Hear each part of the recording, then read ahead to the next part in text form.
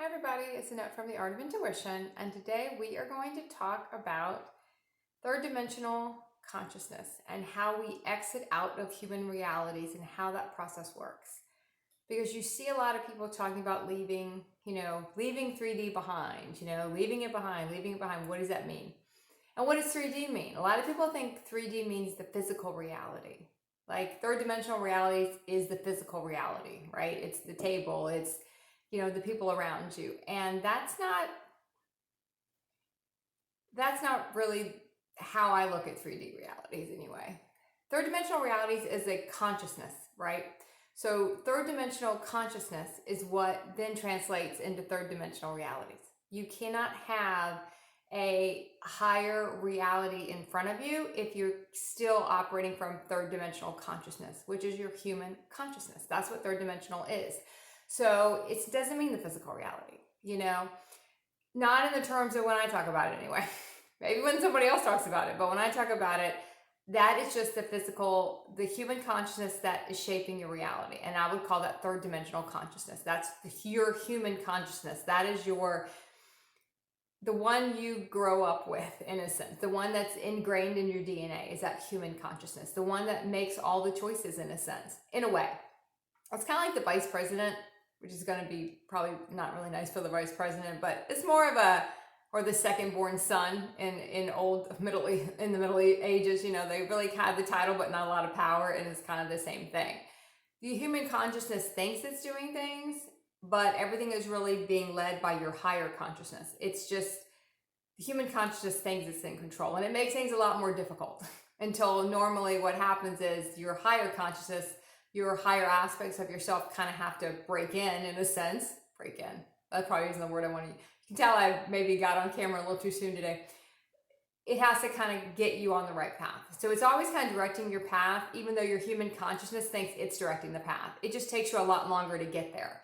Let's say you have 10 years to get from point A to point B. And that's we're going to just call it a soul plan. But in multidimensionality, you have a lot of different things that bleed over. So you have all these different chances to get to a certain place, and you have so long to get there.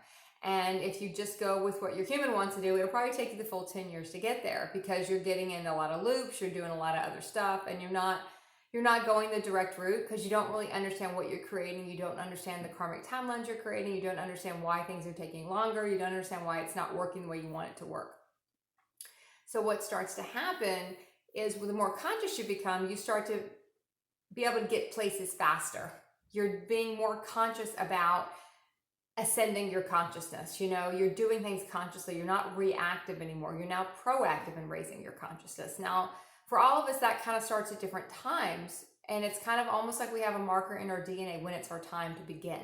And some people take 50 years with the journey. Some people, they kind of go in it a little more quicker. They have to be certain places at certain times. Their plan was a little different.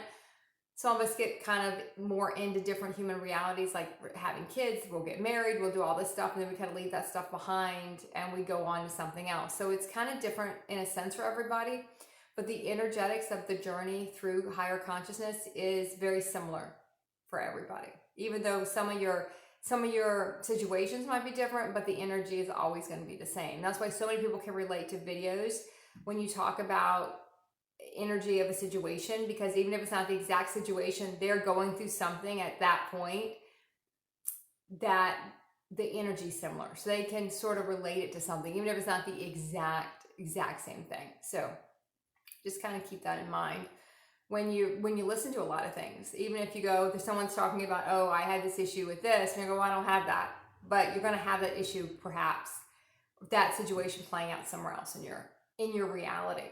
So if we say, okay, third dimensional consciousness is human consciousness, and that's going to give you third dimensional realities. They are the lowest vibrational realities you can have. They are not fun realities to get in. They're not fun realities to kind of work through. And when you start pulling out of those realities, what happens is your consciousness starts to pull out first. And it's not like the movie The Matrix, when they just, pull them out and you're out, and now this is your world and you got to figure this one out. It's not that quick, because we could not handle it that quick. We could not handle that type of jarringness, because we have been so ingrained in our human consciousness. We couldn't take all of a sudden that everything we were we believed was actually how you create realities, and what was acceptable is not really acceptable. That's really pretty selfish. I can't believe I did some of that stuff, you know? So when you look back at your human existence, you're going to be shocked at some of the things you did and that you thought it was okay. And you listen to other people talking about their human experience, and we all kind of laugh about it, like, oh yeah, I can't believe I did that too, you know? So we really it does kind of help you get over the judgment stuff that comes later. When you look at everyone, you go, oh, well, I did something like that one time, or yeah, I did this once. It's kind of all just another life. It becomes your past life. A human life is going to be what you're going to refer to as your past life, because it's not you anymore. As soon as anyone technically activates any consciousness, they're not the same person they were. So that's when people start coming back in your life. You can't expect the same thing, because then you can't recreate the same thing over and over and over and over again. Because if they've had any ounce of consciousness expansion in any way, which in so many years most people have something happen, they're not exactly the same person. They're not going to be exactly the same person. So that's why we always have to be open to who we have in front of us right then, and not bring up the old stuff. The minute we bring up the old stuff, we create it all again. So we kind of conscious about what we're doing there. So think about it as your consciousness leaves first. Your consciousness starts pulling out of human realities. And then if you hold the higher consciousness long enough, which you might only be able to hold, fifth dimensional consciousness, then your body will start to pull out. The longer you hold the higher consciousness, your body's going to start to match that. But that can take a few years to rewrite your body template. It's not very easy to start rewriting your template. We go through a lot of template rewrites, We start with fifth dimensional realities, which are the gateway to the higher realities, and we go all the way up to 12 dimensions we can anchor in the body, but your consciousness level can be even higher than that. That's just so far what people have been able to actually embody in. So then if, let's say, all of a sudden you're in a 8th dimensional consciousness and you start anchoring your body there, that's when you're going to get 8th dimensional realities. That's how that works. It's still the reality you're projecting out is going to match what your vibration of your body is. And that's why the body can only go but so high right now, because the human body really was not constructed to do this. And that's why we have so many things that happen with our bodies. Some of us go very anemic, and then if you kind of have to pull out of even third dimensional healthcare in a sense, because your body is not going to act like a normal human body anymore. That's why I'll always say when someone's talking from a third dimensional consciousness, technically what they're saying is true, because that's what they believe is true, and that's the reality they've set up. It's not like it's not true. They're ingrained to believe that. But if I'm looking at something from a 10th dimensional consciousness, I'm going to have a different truth in a sense. I'm going to look at that a different way. But they're not technically wrong, because in their consciousness, that is what they've set up to believe. So your consciousness is always has to go first. That's why in the beginning, you will start being obsessed with consciousness, whether it's books, podcasts, videos, movies. You will be obsessed with learning everything you can. It can be energy work, crystals, Endaras. You're taking courses, you're trying to learn about all this metaphysical stuff, because anything that's activating your consciousness is beginning the beginning of the journey. And a lot of people call that kind of the seeker phase. You almost get obsessed with consciousness because it's all you want to do. Once you start seeing a few things start to happen, and you start to get into start getting into a little bit of your power set, clairaudience, clairsential, clairvoyance, and you can start to see things. Your dreaming world starts to wake up in a sense, and you start to be more proactive in all these states. You start to see how different things, people are coming in, people are leaving. Everyone starts to sort of be an aspect of you, which is kind of something I didn't touch on yet, but everyone is an aspect of you. Even in third dimensional consciousness, everyone's an aspect of you. The fun part is when you try to figure out what aspect they are, and when you transcend that aspect, they'll usually go away, or they'll show you a different aspect. So you kind of have to be conscious of even people who are around you, and you'll see a lot of people say, and I would catch myself doing it, like, oh, well, they're unconscious. Well, technically, they're not. Technically, I'm unconscious when I'm saying that, because they're supposed to show me where I'm unconscious still. So they're technically conscious while they're doing that, in a sense, even though they're doing that unconsciously. So just be aware that your consciousness has to go first, and we have to hold that for a long period of time. That's when we get in that fourth dimensional consciousness. We set there for a long time. Our body sets there for a long time. It can be years. It can be even longer than that for some people. They'll get into maybe being a medium, or, getting into, I'm going to use the word entities, but it's just energy, but you'll see that word used. They'll start getting into how their energy is, or looking at people's energy, and all these sorts of kind of what might have been kind of woohoo stuff to them before is now stuff they're really interested in. And that's kind of that first stage. Maybe after your awakening into your pre-ascension, sometimes it can just be, you might not have even had something that pushed you there. It was just something you always kind of wanted to do. Because some people just are a little more conscious than other people. Some people just come in a little more awake than other people. You know, it's just kind of how it is. Some people were just always that way, and some others of us had to kind of feel like they had to come a farther way, where you see a lot of people who just seem to always be just a little more tuned in, because that's just how they were. Maybe not conscious in a sense, but just a little more tuned into other things that are going on around them. So just be aware that your consciousness goes first and your body follows. If you hold the consciousness long enough, you have to hold it. And that's when we start getting into what's going to bring the body with us. Well, the body's going to come with you when you start holding the consciousness. That means everything that's not that consciousness has to leave your reality. So you're basically pulling your body out. Look at it as like a hot air balloon.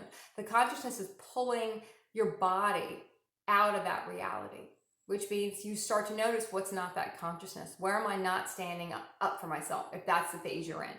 Where am I not being kind? You know, where am I allowing things to happen that are not highest aligned for me? Where am I allowing myself to be mistreated? Why do I have the story that that's the only reality? That's the only job I'll have. That's the only partner I'll ever have. You know, where is all that? Where is that coming from? That's what we talk about. We talk about our programming. Those are the stories we tell ourselves. It's the unreliable narrator of our human. You know, it will tell us all this stuff that's not true.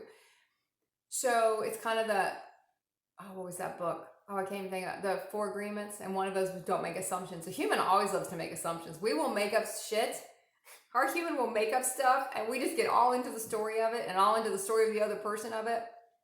And we will just loop around in that for so long and really ignore what's going on inside of us. And I see a lot of people now that are kind of trying to do that, because this is that 3rd year of the COVID realities, in a sense, where a lot of people kind of got ripped out of a lot of their realities. They couldn't go back to different places they were going. They had to spend a lot of time either without people around or with certain people around. And they kind of had to look, is this aligned? Can I continue these realities? Is this what I want to be in? Or is this something I don't want to be in anymore? So you're starting to see a lot of fallout, in a sense, because they're on that 3rd year where things are starting to realign again. And they're starting to see, are these things I want to keep, what's going to stay and what's not going to stay. So you're just going to see so much more of that as we go forward, with a lot of people probably in your realities. You'll just start to see the fallout, and you're going to start to see the fallout for you too. Everyone had a big shift during the COVID realities. No matter where you were in consciousness, things are starting to shift. Things that you were kind of doing that might not be able to be aligned anymore. And Cat decided to take a nap. He's going to be mad when I get up and he can't continue his nap. You're going to see a lot of stuff that wasn't aligned, especially in this year.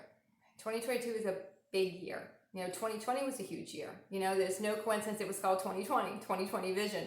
You know, a lot of stuff kind of speaks to us in metaphors, and it's kind of funny when we go back and kind of start piecing it together.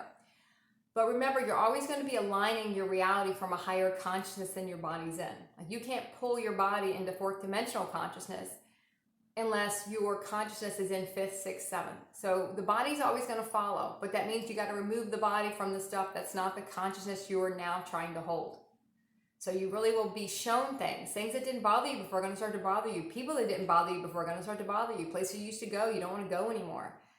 You're going to just start to notice that they feel very distorted, because the frequency of them is no longer the frequency of your body. So it starts to be not a match anymore, because your body is slightly starting to raise. It might not be fully resting in a new dimension yet, but it's raising up enough to where you can see the stuff that's still tethering you to that old dimension.